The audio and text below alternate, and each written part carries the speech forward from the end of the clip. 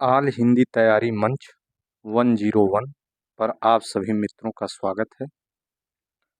हम लोग आज उपन्यास पढ़ेंगे जिंदगी नामा, जो कि कृष्णा सोबती का है। यह 1979 ईस्वी में लिखा गया उपन्यास है और पंजाब की पृष्ठभूमि पर लिखा गया है। पंजाब की ग्रामीण पृष्ठभूमि है इसमें। यह बहुत अच्छा उपन्यास है जिसमें किसान जीवन को भी चर्चित किया गया है। भूमिका देखेंगे, कथन देखेंगे, आलोचकों के कथन देखेंगे, सारा एक ही उपन्यास में विस्तृत रूप से हम लोग देखेंगे। तो चलिए शुरू करते हैं। यह जो जिंदगी नामा उपन्यास है, इस पे साहित्य अकादमी पुरस्कार भी मिल चुका है। वैसे कृष्णा सोबती जी को भारतीय ज्ञानपीठ पुरस्कार से भी नवाजा गया था, कुछ कारण बस इन्होंने लेने से इनकार कर दिया था। तो आइए हम शुरू करते हैं उपन्यास जिंदगी नामा। जिंदगी नामा 1979 ईस्वी में लिखा गया उपन्यास है। कृष्णा सोबती का जन्म 18 फरवरी 1925, मृत्यु 25 जनवरी 2019 को हुआ। जन्म स्थान गुजरात, वर्तमान में पाकिस्तान। 1980 में साहित्य अकादमी पुरस्कार मिला किस पे? जिंदगी नामा पे। और प्रमुख रचनाएं इनकी देखिए उपन्यास में, जैसे डार से बिछुड़ी, मित्रों मरजानी, सूरजमुखी अंधेरे के, जिंदगी नामा, ए लड़की, दिलो दानिश, समय सरगम, गुजरात पाकिस्तान से गुजरात हिंदुस्तान। तो ये इनकी जो उपन्यास कृतियां हैं। मित्रों मरजानी इनकी लंबी कहानी थी, बाद में उपन्यास के रूप में प्रकाशित हुई थी। तो आगे देखिए कि कहानी संग्रह इनके हैं मित्रों मरजानी और बादलों के घेरे, दो। और प्रमुख कहानियों में जैसे सिक्का बदल गया, यूजीसी में लगा हुआ है ना, और यारों के यार, एक लड़की, बादलों के घेरे, दादी अम्मा, बहनें, ये इनकी प्रमुख कहानियां हैं। संस्मरण में हम हसमत बहुत चर्चित है, 4 भागों में है। शब्दों के आलोक में सोबती एक सोहबत, मुक्तिबोध एक व्यक्तित्व की सही तलाश, ये भी इनके संस्मरण हैं। आगे देखिए जिंदगी नामा, यह उपन्यास 2 भागों में है। इसके 2 भाग कौन कौन से हैं? पहला है जिंदा रुख और दूसरा है जिंदगी नामा। तो मित्रों आइए देखते हैं। इसमें कुल 62 अर्थात 62 दृश्य हैं। इसमें पंजाब, पंजाबी प्लस हिंदू प्लस मुस्लिम, 3 साझी संस्कृतियों का चित्रण मिलता है। अर्थात इस उपन्यास में पंजाबियों, हिंदुओं और मुस्लिमों, तीनों की मतलब संस्कृतियां मिली जुली हैं और देखने को इस उपन्यास में मिलती हैं। इस उपन्यास में पंजाबी बहुत अधिक मात्रा में शब्द आए हैं जो आम पाठक लोगों के लिए दिक्कत भी खड़ी करते हैं। तो इसकी यही मतलब विशेषता है इस उपन्यास की, मतलब कुछ समस्याएं हैं जो कि यही पंजाबी शब्दों का उपयोग वगैरह हुआ है, तो इससे सामान्य पाठक जो हैं विचलित हो जाते हैं पढ़ने में। तो आइए देखते हैं। इनमें कुल 62 दृश्य हैं। इनमें पंजाबी, हिंदू, मुस्लिम, 3 साझी संस्कृतियों का चित्रण मिलता है। ये सब एक साथ मिलजुल कर रहते हैं। सभी तीज त्योहार एक ही साथ मिलकर मनाते हैं। तो उपन्यास की विषय वस्तु के बारे में लिखा गया है कि प्रारंभिक वाक्य है कि जिंदगी नामा, प्रारंभिक वाक्य है कि जिंदगी नामा, जिसमें ना कोई नायक ना कोई खलनायक, सिर्फ लोग और लोग और लोग, जिंदा दिल जाबाज लोग, जो हिंदुस्तान की ड्योढ़ी पंचनद पर जमे सदियों गाजी मर्दों के लश्करों से भिड़ते रहे, फिर भी फसलें उगाते रहे, जी लेने की सोधी ललक पर जिंदगियां लुटाते रहे। तो ये यहीं से उपन्यास का प्रारंभ होता है। तो बहुत मोस्ट है, इसको आप लोग जान लीजिए कि जिंदगी नामा, जिसमें ना कोई नायक ना कोई खलनायक, सिर्फ लोग और लोग और लोग, जिंदा दिल जाबाज लोग, जो हिंदुस्तान की ड्योढ़ी पंचनद पर जमे सदियों गाजी मर्दों के लश्करों से भिड़ते रहे, फिर भी फसलें उगाते रहे, जी लेने की सोधी ललक पर जिंदगियां लुटाते रहे। मित्रों, चैनल अगर सर्च करने में दिक्कत होती है तो हमारा नाम सर्च कर सकते हैं, उससे भी चैनल आ जाएगा। शॉर्ट वीडियो पे नहीं, आप लोग वीडियोस पे जाइएगा, उसमें आप लोगों को सारी यूजीसी में जितने उपन्यास, जितनी कहानियाँ, जितने नाटक लगे हैं सब उपलब्ध हो जाएंगे। तो आगे देखते हैं कि कृष्णा सोबत्ती जी ने इस उपन्यास में पंजाब के ग्रामीण जीवन की कथा वस्तु को चुना है। इसमें लेखिका ने उन किसानों के दर्द को बार बार उभारा है जो जमीन पर रह हर साल मेहनत मशक्कत करके फसलें तो उगाते हैं पर वे फसलों के मालिक नहीं हैं। अर्थात मेहनत कोई और करता है, किसान लोग करते हैं, लेकिन फायदा कोई और लेता है। हाँ, सूद के कुचक्र में फंसकर उनकी जमीनें साहूकार के हाथों में हैं। तो ये सारी चीजें बार बार कृष्णा सोबत्ती ने मतलब किसान जीवन को उभारा है, उनकी दयनीय स्थिति को दिखाया है, उनकी पीड़ा को दिखाया है कि कैसे मतलब वो मेहनत करते हैं, इतनी मशक्कत करते हैं, खेत बाड़ी करते हैं, लेकिन उनका जो होता है, जो उपजाऊ होता है, जो उनको फायदा मिलना चाहिए, वो उनको ना मिलकर साहूकार लोगों को मिलता है, क्योंकि उनसे ये सूद ब्याज लिए रहते हैं और उनका ब्याज बहुत ज्यादा बढ़ जाता है। अंत में एक कथन भी इस पे बहुत अच्छा सा है, तो आगे देखिए। सूद के कुचक्र में फंसकर उनकी जमीनें साहूकार के हाथों में है। तो जिंदगी नामा में विभाजन के पहले पंजाब के एक गांव डेरा जट्टा की कथा वस्तु को दर्शाया गया है। कौन सा गांव? डेरा जट्टा, नोट कर लीजिए। जिंदगी नामा में विभाजन के पहले पंजाब के एक गांव डेरा जट्टा की कथा वस्तु को दर्शाया गया है। चिनाब और झेलम के पास के क्षेत्रों का वर्णन इसमें देखने को मिलता है। कौन कौन सी नदियां आती हैं? चिनाब और झेलम। ये पंजाब क्षेत्र में जैसे काफी नदियां हैं, सतलज है, ब्यास है, झेलम है, चिनाब है, तो ये ऐसे ही ढेर सारी नदियां हैं। तो चिनाब नाम से ही जानते हैं कि इसका पानी बहुत ठंडा होता है। हाँ, तो आगे देखिए, इनका भी चित्रण किया गया है, इसके आसपास के क्षेत्रों का वर्णन किया गया है।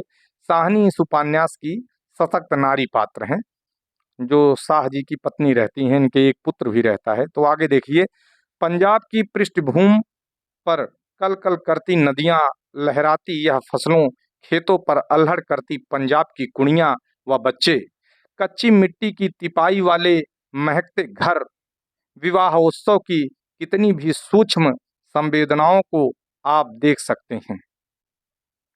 मतलब ये भूमिका में लिखा हुआ है कि पंजाब की भूमि पर कल कल करती नदियां, लहराती यह फसलें, खेतों पर अल्हड़ करती पंजाब की कुड़ियां व बच्चे, कच्ची मिट्टी की तिपाई वाले महकते घर, विवाह उत्सव की कितनी भी सूक्ष्म संवेदनाओं को आप देख सकते हैं।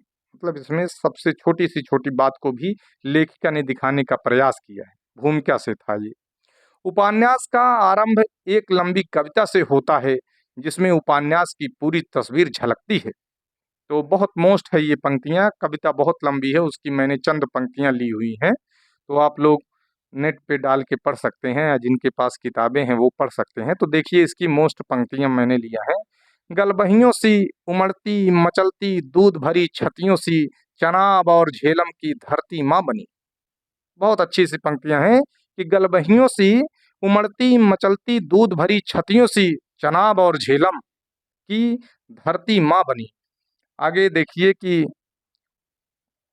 कुर्ते के बंद खोलती दूध की बूंदे ढरकाने को, कनक के सुनहली ढेरों पर चम चम चमकती मीठी सजरी धूप। कितनी मोस्ट पंक्तियां हैं, आप नोट करते जाइए। चांदी की चौक फैल पहने बर्फीली चोटियों को छू छू आती ठंडी सुहानी हवाएं। बहुत अच्छी सी, मतलब बहुत ऐसे लंबी कविता है ये। तो आगे देखेंगे हम इसमें के प्रमुख चर्चित या प्रमुख प्रमुख पात्र, या सारे पात्रों को मैंने ले लिया है, तो इनमें जो प्रमुख हैं उनके बारे में बताएंगे। जैसे शाह जी हैं, गांव के जमींदार हैं। बड़ी साहनी है, शाह जी की पत्नी है, कुशल गृहिणी है, एक पुत्र है। लाली शाह शाह जी और साहनी का पुत्र है। ये कुशल गृहिणी है, इनके एक पुत्र है, यही लाली शाह। आगे हैं काशी शाह हैं। काशी शाह कौन है? शाह जी के छोटे भाई हैं। वृंदाबाई या वृंदायनी काशी शाह की क्या है? पत्नी है। महरी चाची है, गांव की नारी पात्र है। साहनी के साथ सहानुभूति है। सलामत अली हैं, गांव के किसान हैं। कौन? सलामत अली। एक मित्रों एक बात और यहीं बता देते हैं सलामत अली के नाम पे।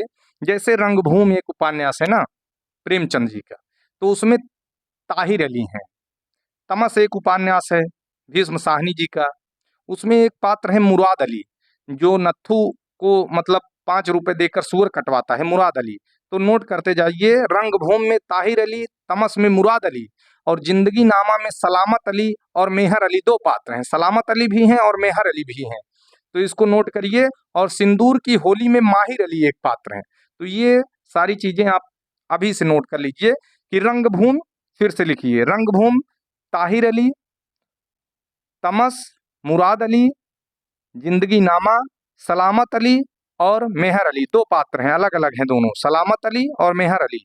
और सिंदूर की होली में है माहिर अली। ठीक है, ताहिर अली, माहिर अली, मुराद अली, सलामत अली, मेहर अली, तो ये सारे इसके पात्र हो गए अलग अलग। तो ये भी आप लोग ध्यान रखिएगा। महरी चाची हैं, गांव की नारी पात्र हैं, साहनी के साथ सहानुभूति है। सलामत अली हैं, गांव के किसान हैं। राविया कौन है? राविया जो है लाली शाह की देखभाल करने वाली, शाह पर आकर्षित होती है। जो शाह और साहनी के एक पुत्र हैं लाली शाह जी, उन्हीं की ये देखभाल करती है, पालन करती है उनका, और फिर ये शाह जी पर आकर्षित है। और मोहम्मद दीन है, इसमें एक किसान परिवार है, कर्ज से परेशान है, तो मोहम्मद दीन है। और करतार हैं, दिलबाग हैं, चन्नी है, नजीर हैं, मेहर अली हैं, तो ये इसके पात्र हैं। और चौधरी साहब हैं, किसान हैं। ये सारे इसके किसान पात्र हैं। तो देखिए नाम से ही पता लग रहा है, करतार हैं, दिलबाग हैं, चन्नी है, नजीर है, मेहर अली हैं। ये पंजाबी नाम है, जैसे चन्नी है और दिलबाग, ये सब पंजाब में होते हैं। तो साहनी, साहनी क्या है? केंद्रीय पात्र हैं, उच्च घराने से हैं। गुरु गोविंद सिंह के पद से उपन्यास समाप्त होता है। इस उपन्यास का अंत सिखों के 10वें गुरु जो होते हैं गुरु गोविंद सिंह जी के इस फारसी कथन से होता है। मतलब इस उपन्यास का अंत हो जाता है। फारसी कथन है, ये फारसी में लिखा गया है, आगे इसका अनुवाद भी है। तो देखिए, चूकार अज हमा हिलते दर गुजरस्त हला लस्त वुर्दन बा शमशीर दस्त। तो इसका अर्थ जैसे लिखा है कि जब दूसरे सब रास्ते कारगर ना हो सके तो जुल्म के खिलाफ तलवार उठा लेना मतलब जायज है। तो ये इसमें मतलब कहे हैं, ये फारसी में उनका कथन है। हिंदी अनुवाद में उन्होंने कहा है कि जब दूसरे सब रास्ते कारगर ना हो सके तो जुल्म के खिलाफ तलवार उठा लेना जायज है। मतलब जब कोई रास्ता ना बने तो जुर्म के खिलाफ खड़े हो जाना, यही इसका मतलब है। तो इसमें शमशीर शब्द जो आया है, ये शमशीर शब्द है क्या? तलवार की पर्यायवाची है। हाँ, तलवार की पर्यायवाची है। तलवार की और भी पर्यायवाचियां होती हैं। कृपाण होता है ना, पंजाबी में लोग, हर सिख लोग कृपाण लिए रहते हैं, अलाउ रहता है उनको, उनका अपना लेसन होता है, उनकी अपनी पहचान होती है। कृपाण होता है। और बहुत ज्यादा पूछा जाता है एक चंद्रहास। हाँ, बाकी तलवार तो सभी जान रहे हैं, चंद्रहास और कृपाण भी जान लीजिए, शमशीर जान लीजिए। शमशीर फारसी शब्द है। और उसके बाद भी मतलब खड़ग आता नहीं कि खड़ग धारणी, तो वो भी तलवार की ही पर्यायवाची है। तो ये इसके प्रमुख पर्यायवाची रहे हैं, तो इसको भी जान लीजिए, शमशीर, चंद्रहास और कृपाण, खड़ग। तो आगे देखते हैं, फिर से इसको एक बार देख लीजिए। जब दूसरे सब रास्ते कारगर ना हो सके तो जुल्म के खिलाफ तलवार उठा लेना जायज है, श्री गुरु गोविंद सिंह जी। इसके बाद उपन्यास समाप्त हो जाता है। आइए जिंदगी नामा के बारे में देखते हैं। जिंदगी नामा एक बड़ा उपन्यास है। इसमें पंजाब की विगत सती की जिंदगी का पूरा ब्यौरा प्रस्तुत किया गया है। डॉक्टर देवराज उपाध्याय के शब्दों में देखिए कितना बढ़िया इन्होंने लिखा है। और पूरे उपन्यास का निचोड़ है इनके कथन में कि यदि किसी को पंजाब प्रदेश की संस्कृत, रहन सहन, चाल ढाल, रीत रिवाज की जानकारी प्राप्त करनी हो, यदि किसी को पंजाब प्रदेश की संस्कृत, रहन सहन, चाल ढाल, रीत रिवाज की जानकारी प्राप्त करनी हो, इतिहास की बात जाननी हो, वहाँ की दंत कथाओं, प्रचलित लोकोक्तियों तथा 18वीं और 19वीं शताब्दी की प्रवृत्तियों से अवगत होने की इच्छा हो, तो जिंदगी नामा से अन्यत्र जाने की आवश्यकता नहीं है। अर्थात मतलब 18वीं 19वीं शताब्दी की सारी जिंदगी को आप अगर देखना चाहते हैं तो जिंदगी नामा में ही सब कुछ मिल जाएगा, अन्यत्र आपको कुछ देखने की सोचने की जरूरत नहीं है। इसी एक उपन्यास में ही सारी घटनाएं पिरो दी गई हैं। उस समय की सामाजिक स्थिति, आर्थिक स्थिति, सांस्कृतिक स्थिति, ऐतिहासिक स्थिति, सबको कृष्णा सोबती ने दिखाया है। वही बात डॉक्टर देवराज ने अपने शब्दों में कहा है कि यदि किसी को पंजाब प्रदेश की संस्कृति, रहन सहन, चाल ढाल, रीति रिवाज की जानकारी प्राप्त करनी हो, तो इतिहास की बात जाननी हो, वहाँ की दंत कथाओं अर्थात प्रचलित लोकोक्तियों तथा 18वीं 19वीं शताब्दी की प्रवृत्तियों से अवगत होने की इच्छा हो, तो जिंदगी नामा से अन्यत्र जाने की आवश्यकता नहीं है। आगे मित्रों कुछ प्रमुख संवाद और कथन देखेंगे जो इन पात्रों के द्वारा है कि मोहम्मद दीन का कथन है कि सूअर की नस्ल वाला यह कर्ज चींटी की चाल से हाथी बनता जाता है। बहुत अच्छा कथन है, बहुत वेरी मोस्ट इंपॉर्टेंट कथन है डॉक्टर देवराज उपाध्याय का भी और मोहम्मद दीन का भी। आगे चौधरी साहब कहते हैं कि सरकार चाहे तो मिट्टी को सोना और सोने को मिट्टी बना सकती है। बिल्कुल सत्य बात है मित्रों, इसको भी आप लोग नोट करिए, हाँ बहुत इंपॉर्टेंट है। आगे देखिए कि एक और छोटी सी बात है कि बहुत इंपॉर्टेंट है कि बच्चों युग 4 होते हैं। इसमें जैसे लिखा है मित्रों युग, वैसे ही लिखा है कि बच्चों युग 4 होते हैं। सोता हुआ कलयुग, कलयुग को क्या दिखाया गया है? सोता हुआ कलयुग, छोड़ता हुआ द्वापर और खड़ा हुआ त्रेता और चलता हुआ सतयुग। नोट कर लीजिए मित्रों, इसी के साथ उपन्यास का अंत होता है। तो ये सारी चीज़ें बहुत मोस्ट हैं, बहुत छोटी वीडियो हम बनाते हैं और पूरा उपन्यास का सार प्रस्तुत कर देते हैं। उसकी भूमिका से क्या है, आलोचकों के कथन क्या हैं, इनके पात्र क्या हैं, इनकी प्रमुख पंक्तियाँ क्या हैं, उपन्यास का शुरुआत कहाँ से होती है, उपन्यास का अंत कहाँ होता है और उनमें आने वाले प्रमुख पात्रों के द्वारा कहा क्या गया है, इसमें उपन्यास में दिखाया क्या गया है। तो इन सारी चीज़ों को मैं एक ही वीडियो में समेट देते हैं। और मित्रों वीडियो अच्छी लगे तो लाइक करिए, शेयर करिए, सब्सक्राइब करिए। बस आज के लिए इतना ही। धन्यवाद।